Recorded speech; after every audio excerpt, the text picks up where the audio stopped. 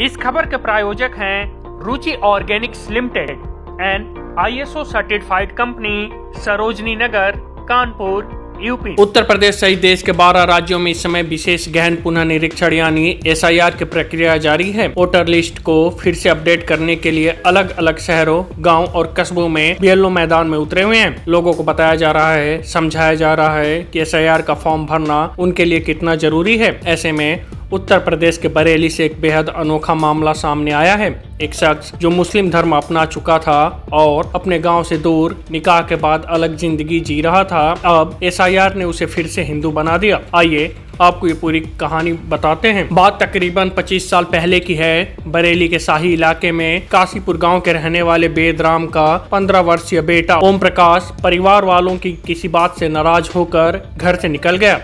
पहले कुछ दिन आसपास के इलाकों में रहकर मेहनत मजदूरी की और इसके बाद ओम प्रकाश दिल्ली चले आए। यहाँ ओम प्रकाश को काम तो मिल गया, लेकिन रहने के लिए जब किराए का कमरा तलाशा तो उनसे ID मांगी गई। ऐसे में दिल्ली के उस्मानपुर इलाके के कुछ लोगों ने सलीम के नाम से उनका वोटर कार्ड बनवा दिया। पिता का नाम ताहिर हुसैन लिखवाया गया। ओम प्रकाश अब सलीम के नाम से अपनी आगे की जिंदगी जीने लगे। इधर गाँव में उनके पिता का निधन हो गया और घर वालों ने मान लिया कि उनका बेटा भी इस दुनिया में नहीं रहा।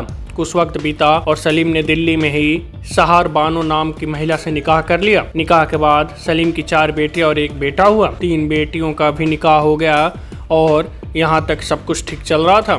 इसी बीच यूपी में SIR शुरू हो गई और सलीम को लगा कि अगर दिल्ली में ये प्रक्रिया शुरू हुई तो अपना पुराना रिकॉर्ड कहाँ से दिखाएंगे। ऐसे में सलीम ने गाँव लौटने का फैसला लिया।